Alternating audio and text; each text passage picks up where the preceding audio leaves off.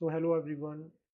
आज हमारा टारगेट रहेगा। रिसेंटली अगर हम बात करें, Himachal Pradesh public service commission ने एचएएस की नोटिफिकेशन रिलीज़ की है और 25 अगस्त 2026 की नोटिफिकेशन है, जिसमें अगर हम बात करें तो अभी फॉर्म फिल करने शुरू हो जाएंगे और 22 सितंबर तक जो है वो, अगर हम बात करें, फॉर्म फिल कर सकते हैं एचएएस को लेकर, जिसमें वेरियस पोस्ट है जिसके बारे में हम अभी डिस्कस करेंगे। तो ओवरऑल यहाँ पर आपको ध्यान रखना है कि वेरियस डिपार्टमेंट को लेकर जो है वो यहाँ पे पोस्टें रिलीज की है और अलग अलग कैटेगरी में बिल्कुल डिटेल में यहाँ पे मेंशन्ड है कि किस कैटेगरी में कितनी पोस्टें हैं। तो आज की इस क्लास में जो हमारा टारगेट रहने वाला है, एक तो हम इन पोस्टों को डिस्कस करेंगे, प्लस साथ में हम ये डिस्कस करेंगे कि कैसी स्ट्रेटेजी हम फॉलो कर सकते हैं और किस तरह से हम सी सेट, जो कि सबसे ज़्यादा इंपॉर्टेंट अब यहाँ पे रहने वाला है क्योंकि पोस्टें बहुत कम है, तो सी सेट इंपॉर्टेंट है। प्लस हमारे माइंड में हमेशा ये डाउट रहता है कि अगर पोस्टें कम है, क्या पोस्टें बढ़ेगी या नहीं। तो अभी तक का अगर हम देखते हैं ना इतिहास, जितना भी हमारे पिछले पेपर रहते हैं, तो मेंस के टाइम पे 4 से 5 पोस्टें बढ़ती ही बढ़ती है। तो इट में बी एक्सपेक्टेड कि यहाँ पर भी पोस्ट बढ़े, इसलिए हमें तैयारी अच्छे से करनी है। बिल्कुल भी ऐसा नहीं सोचना है कि पोस्टें कम है, हमें सिर्फ एक चाहिए। तो उसी के अकॉर्डिंग हमें पढ़ना भी है, हमारा फोकस बिल्कुल वैसा रहना चाहिए। तो फर्स्ट ऑफ ऑल यहाँ पे क्लियरली आपको याद रखना है कि 22 सितंबर 2026 लास्ट डेट है फॉर्म फिल करने की, पहला पॉइंट। उसके बाद देखो यहाँ पे अगर हम बात करते हैं पोस्ट को लेकर, तो डिपार्टमेंट ऑफ पर्सनल में हम यहाँ पे देख रहे हैं, जिसमें कोर एचएएस हो गया। तो यहाँ पे जो है वो टोटल 4 पोस्टें हैं। ठीक है। इसमें एक पोस्ट जनरल कैटेगरी की है, एक यहाँ पे एसटी की है, उसके बाद एक यहाँ पे बैकलॉग की पोस्ट है जो कि हियरिंग इम्पेयर्ड के लिए है, और एक जो है वो एससी एक्स सर्विसमैन में है हिमाचल प्रदेश के, जो कि एक बैकलॉग था, अभी काफी लंबे समय से चल रहा है। तो ये दो है। ठीक है। उसके बाद यहाँ पे department of rural development Himachal Pradesh, यहाँ पे बीडीओ है ये। ठीक है। इन्होंने जो है वो इसको ऐसे बना रखा है। तो बीडीओ में अगर हम बात करें, टोटल यहाँ पे जो है वो 10 पोस्ट है, जिसमें 5 जो है वो जनरल कैटेगरी के है। उसके बाद एक जनरल कैटेगरी में एक्स सर्विसमैन है। ठीक है, एक पोस्ट है इसकी। उसके बाद एक पोस्ट जो है वो यहाँ पे एसटी की है।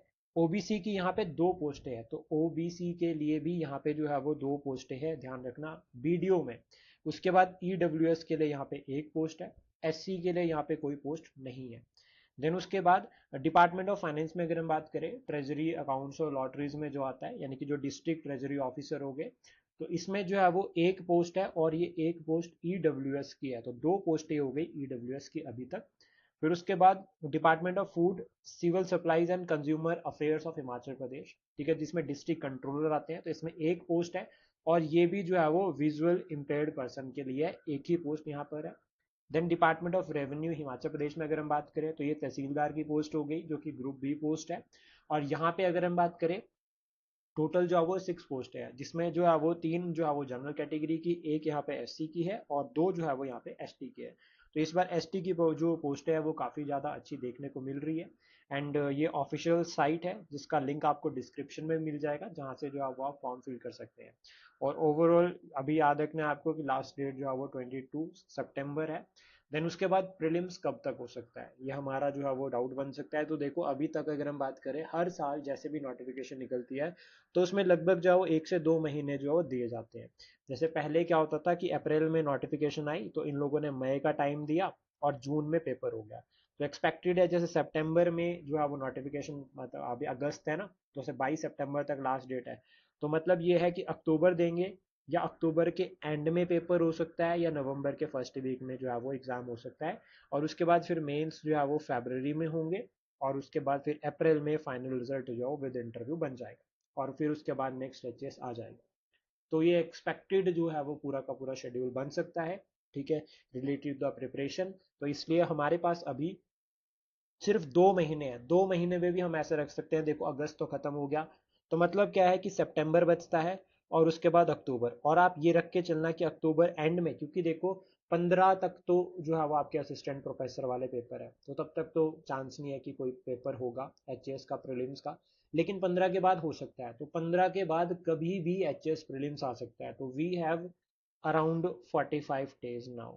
एचएस प्रीलिम्स के लिए 45 से 50 डेज है, जिसके बीच में हमें प्रिपेयर करके चलना पड़ेगा, स्पेशली फॉर द एचएस।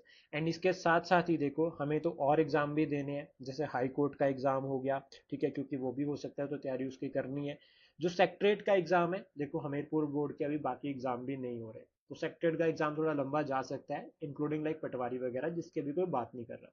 लेकिन हाई कोर्ट एक ऐसा एग्जाम है जो कि इन सबसे अलग है और ये जल्दी करवा लेते हैं। तो इट मे बी एक्सपेक्टेड कि हाई कोर्ट का जो एग्जाम है वो नवंबर में हो जाएगा, ठीक है। और उसका मेंस जनवरी तक आगे चला जाएगा, तो वो जल्दी हो सकता है, ठीक है। अब हमारे पास क्लियरली ये है कि हमारे पास 45 डेज है, जिसके अंदर हमें एचएस के लिए भी पढ़ना है, जिसके लिए हमें जो है वो हाई कोर्ट का भी प्रिपेयर करना है। तो इंपॉर्टेंट। अब हम बात करते हैं थोड़ी सी स्ट्रेटजी को लेकर, स्पेशली यहाँ पे पेपर वन की, मतलब प्रीलिम्स की ही बात करेंगे, क्योंकि प्रीलिम्स जो है वो इंपॉर्टेंट है। तो प्रीलिम्स में एक हो गया पेपर वन, एक हो गया पेपर टू। पेपर वन में आपका जीएस आता है, जिसमें आपको कौन कौन से सब्जेक्ट पक्के करने हैं, देखो जो आपके स्ट्रांग होने चाहिए, ठीक है। मैं आपको क्लियरली बता देता हूँ। तो आप देखो, सबसे पहले तो मॉडर्न हिस्ट्री को जो है वो पक्का कर लो, ठीक है। आपको यहाँ पे इवेंट फैक्ट सारे याद होने चाहिए। उसके बाद देखो आपका इंडियन पॉलिटी हो गया। फिर उसके बाद आपने इंडियन ज्योग्राफी कंप्लीट करना है। और वर्ल्ड मैप आपका जो है वो अच्छा होना चाहिए। वर्ल्ड मैप के साथ साथ आप इंडियन जो मैप है उसको भी आपने अच्छे से कवर कर लेना। देन उसके बाद एनवायरमेंट, अगर आप करंट अप्रोच के साथ भी पढ़ रहे हो एनवायरमेंट तो इनफ है। और साथ में जनरल साइंस, जो आपकी ये जनरल साइंस है, ये बहुत ज़्यादा इंपॉर्टेंट है, ठीक है। यहाँ से भी क्वेश्चन एग्जाम में बनते हैं, स्पेशली इन एचएएस। उसके बाद एचएएस प्रीलिम्स के लिए आप इकोनॉमी पढ़ सकते हैं, हर साल क्वेश्चन इकोनॉमी के 5 से 6 आते ही हैं। तो ये बेसिक है, और साथ साथ में हिमाचल प्रदेश एचपीजी के जो आपको कवर करनी पड़ेगी पूरी की पूरी। इसमें फिर आप इकोनॉमिक सर्वे और बजट भी पढ़ सकते हैं। तो इस साल का जो इकोनॉमिक सर्वे बजट है, जो भी पहले आया था वही करेंगे, वही इनफ रहेगा। देन उसके बाद देखो सेकंड आता है सी सेट, जिसको इग्नोर नहीं किया जा सकता। तो अभी से शुरू कर दो कि एटलीस्ट 1 घंटा 1 आवर जो है वो अब आप सी सेट पे जरूर इन्वेस्ट करो, बहुत इंपॉर्टेंट रहेगा। क्योंकि हमें साथ में हाई कोर्ट के लिए पढ़ना है, तो उसके लिए भी हमें और जो है वो सब्जेक्ट पढ़ने पड़ेंगे। तो 1 से 2 घंटे अभी सी सेट के लिए जरूर दो, सबसे ज्यादा इंपॉर्टेंट है। एंड साथ में जितने आप पीवाईक्यूज कर सकते हो ना, तो यहाँ पर जो है वो सी सेट के लिए जरूर करना। सी सेट के लिए स्पेशली, जीएस के लिए फिर भी आप छोड़ सकते हो, मत करना, क्योंकि जीएस हो जाता है, ठीक है। बट लेकिन सी सेट बहुत ज्यादा इंपॉर्टेंट है। तो जितने भी आपके प्रीवियस ईयर पेपर है, उनको पूरा 2 घंटे बैठ कर लगाना, ताकि हमें उसमें ये पास होने वाला टारगेट हमें रखना है। क्योंकि सी सेट में आप जितनी भी प्रैक्टिस कर लोगे, जब तक आप मॉक टेस्ट नहीं लगाओगे बात नहीं बनेगी। तो सी सेट के लिए जो सबसे ज्यादा मॉक टेस्ट अच्छे रहते हैं, एक तो यूपीएससी वाले मॉक सेट मॉक्स लगा लो, और दूसरा क्या है कि जो एचएस के मॉक है वो लगा लो सारे के सारे, जो कि सबसे ज्यादा इंपॉर्टेंट है। एंड स्ट्रेटेजी कुछ ऐसी बना सकते हैं हम, कि देखो हम क्या कर सकते हैं, इन शॉर्ट सिंपल वे में अगर हम बात करें, तो हम अपने टाइम को कुछ इस तरह से डिवाइड कर सकते हैं कि जैसे हम क्या कर सकते हैं कि 1 आवर जो है वो हमने जो है वो सी सेट को दे दिया, ठीक है। उसके बाद हमें टारगेट रखना है कि 2 घंटे हमें जो है वो करंट अफेयर को देने हैं, क्योंकि अब करंट अफेयर बहुत इंपॉर्टेंट है। तो ये करंट अफेयर में आपका एनवायरमेंट मैप सेक्शन ये सब कवर हो जाता है, ठीक है। उसके बाद हमें टारगेट रखना है कि कम से कम 2 घंटे हमें एक जीएस का सब्जेक्ट जो है वो हमें चलाना है। जैसे मान लो हमने इंडियन पॉलिटी चलाई, तो हमें उसको कवर करना है। फिर उसके बाद हम यहाँ पे 2 घंटे और दे सकते हैं, वो है हिमाचल प्रदेश। इतना तो हमें पढ़ना ही पड़ेगा।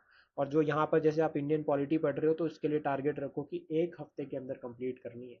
कोई भी सब्जेक्ट आपने जो है वो, वैसे तो कोशिश करो कि उसको 5 डेज से ज्यादा मत लेके जाओ, लेकिन फिर भी जो है वो टारगेट सिंपल रखो कि भाई हमने 1 हफ्ते के अंदर जो है वो सब्जेक्ट कवर करना है। तो अगर इंडियन पॉलिटी शुरू करी है, रिवीजन कर रहे हो, तो विद इन 1 वीक उसको कंप्लीट करो। एक महीने 1 हफ्ते से ज्यादा मत जाने दो, क्योंकि जितनी मल्टीपल रिवीजन होगी उतना ज्यादा प्रॉफिट होगा। लास्ट में एक ये भी आपने जो है वो साथ में ध्यान रखना है। ये अच्छा है कि नोटिफिकेशन आ गई है, कुछ उम्मीद बन गई है, तो तैयारी करने का मन भी करे। तो जब तैयारी करने का मन करेगा, डेफिनेटली कुछ तो करेंगे ही, और हम अपनी तरफ से बेस्ट परफॉर्म करेंगे। आपको जितने एमसीक्यूज, देखो ऐसा नहीं है कि हम नहीं पढ़ रहे हैं, पिछले 3-4 महीने से हमने लगातार अपना कोर्स जो है वो शुरू किया है, जिसमें हमने एचएस प्रीलिम्स को लेकर टॉपिक वाइज एमसीक्यूज कवर किए हैं। तो ऐसा नहीं है कि हमारी तैयारी नहीं है, हमने अभी तक मैक्सिमम कवर कर लिया है, ठीक है। अब हमारा जो नेक्स्ट टारगेट है, वही एमसीक्यूज को हमें अच्छे से रिवाइज करना है, एनालाइज करना है। और जितना ज्यादा फैक्ट कंसेप्ट हम पढ़ेंगे, उतना बेहतर रहेगा। और कोशिश हमें साथ में ये भी करनी है कि हफ्ते का एक आधा हमने जो है वो 50 क्वेश्चंस का या फिर 100 क्वेश्चंस का या अबव 50 क्वेश्चंस का एक मॉक लगाना है। उससे क्या होगा कि हमारा रिदम बनेगा। तो वही 10 से 12 के बीच में हम उसको प्रैक्टिस करेंगे तो सही रहेगा। एंड सी सेट को इग्नोर बिल्कुल नहीं करना है। सी सेट को बस अब भी ऐसा रख दो कि आज नोटिफिकेशन आ गई, कल से सी सेट पढ़ना शुरू, क्योंकि सी सेट गेम चेंज करता है बिल्कुल। और लास्ट टाइम सी सेट ईजी था, एक्सपेक्टेड है इस साल सी सेट टफ आएगा। तो हम उसको बिल्कुल भी इग्नोर नहीं करेंगे, ठीक है। और जीएस को लेकर जितना हो सके रिवीजन के ऊपर फोकस करोगे सही रहेगा। एक डाउट हमेशा करंट अफेयर को लेकर भी रहता है कि कितने टाइम का करंट अफेयर पढ़ना चाहिए। तो देखो, जनवरी से लेकर अगर हम अक्टूबर तक का करंट अफेयर भी कर लेते हैं तो दैट इज इनफ। उसके बाद जो आपका स्टैटिक है, जैसे नंबर ऑफ डेज हो गए, मिलिट्री एक्सरसाइज हो गई, ऑर्गेनाइजेशन हो गई, ठीक है, उनके समिट्स हो गए, इंडेक्सेस हो गए, वो सारे कवर करने पड़ेंगे। तो वो बिल्कुल नहीं छोड़ सकते। जैसे ब्रिक्स को लेकर क्वेश्चन एग्जाम में बन सकता है क्योंकि वेरी वेरी इंपॉर्टेंट। तो ब्रिक्स का लेटेस्ट मेंबर इंडोनेशिया बना था 2025 में, तो वैसे ही कवर हो गया। तो वो 2025 का करंट हो गया, वो वैसे कवर हो जाएगा। वैसे ही जैसे नाम का समिट जो है वो लास्ट समिट 2024 में हुआ था युगांडा में, तो वो तब से करंट में है, तो वो लास्ट समिट है, उसके बाद 2027 में होगा, तो वो वैसे कवर हो जाएगा। बट लेकिन जो स्टैटिक करंट है उसको कवर करो साथ में। और बेसिक वैसे हमने देखो अप टू डेट रखा है, बिल्कुल करंट भी हमारा साथ के साथ में चल रहा है, तो उसमें भी कोई दिक्कत ऐसी नहीं है, ठीक है। ऐसा नहीं है कि हमने करंट नहीं किया है, हमने अभी लास्ट वीक तक का जो भी हमारा करंट है उसको हमने कवर किया है, प्री प्लस मेंस दोनों पॉइंट ऑफ व्यू से। अब जो सबसे ज्यादा जरूरी है वो है रिवीजन। तो जितना ज्यादा फोकस रिवीजन पे करोगे उतना ज्यादा प्रॉफिट होगा। और साथ में सी सेट, अगर किसी का सी सेट स्ट्रांग भी है ना, फिर भी वो इग्नोर नहीं करे, फिर भी वो जीएस को साथ में पढ़े, क्योंकि ये जो है वो गेम चेंज होगा। और साथ में देखो, खुद के ऊपर बिलीव रखना बहुत जरूरी है। मैं ये मानता हूँ कि हम सभी जो भी कम्पिटिटिव एग्जाम्स की तैयारी कर रहा है, वो हम सभी में एक टैलेंट तो जरूर है कि हमारे पास अगर कोई प्रॉब्लम आती है तो हम उसका सोल्यूशन ढूंढते हैं। सेकंड उसके बाद कि हमें पता है कि हम मल्टीटास्क एक साथ परफॉर्म कर सकते हैं।